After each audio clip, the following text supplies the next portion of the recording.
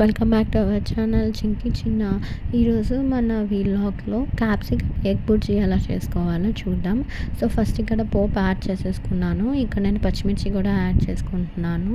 So ఇవి బాగా fry అవ్వాలి ఫ్రెండ్స్. సో ఫ్రై అయిన తర్వాత ఆనియన్ ఆల్రెడీ కట్ చేసి పెట్టుకున్నాను అనమాట. సో అవి ఇక్కడ యాడ్ చేసుకుంటున్నాను.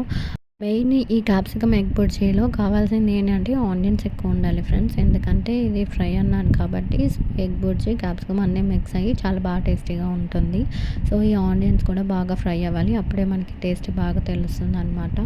సో ఇవంతా బాగా కుక్ చేసుకోవాలి. ఒక 5 మినిట్స్ అలా కుక్ చేసుకోండి. తర్వాత నేను పసుపు అండ్ ఇక్కడ సాల్ట్ యాడ్ చేసుకుంటున్నాను. అప్పుడైతే మనకు ఆనియన్స్ త్వరగా ఫ్రై అయిపోతాయి.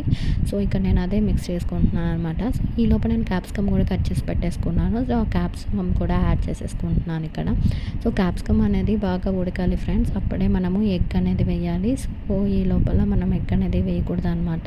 సో అదే ఇక్కడ నేను క్యాప్సికమ్ బాగా మిక్స్ చేసుకున్నాం. దానికి ఉప్పు పసుపు అన్నీ బాగా పట్టేలాగా. సో ఇలాగా 5 మినిట్స్ అలాగే క్లోజ్ చేసి అంటే క్యాప్సికమ్ కూడా బాగా ఫ్రై చేసుకోండి.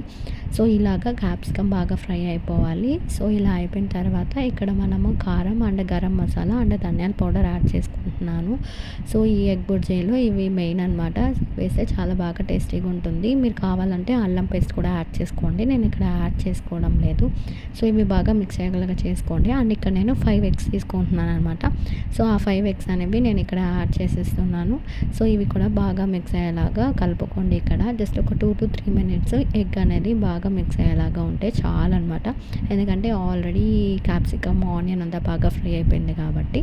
సో ఇలాగ బాగా మిక్స్ చేసుకోండి ఫ్రెండ్స్. ఇక్కడ బాగా మిక్స్ చేసుకొని ఒకవేళ మీకు కానీ కారం ఉప్పు కానీ తక్కువ అయినట్లయితే ఇక్కడ యాడ్ చేసేసుకోండి.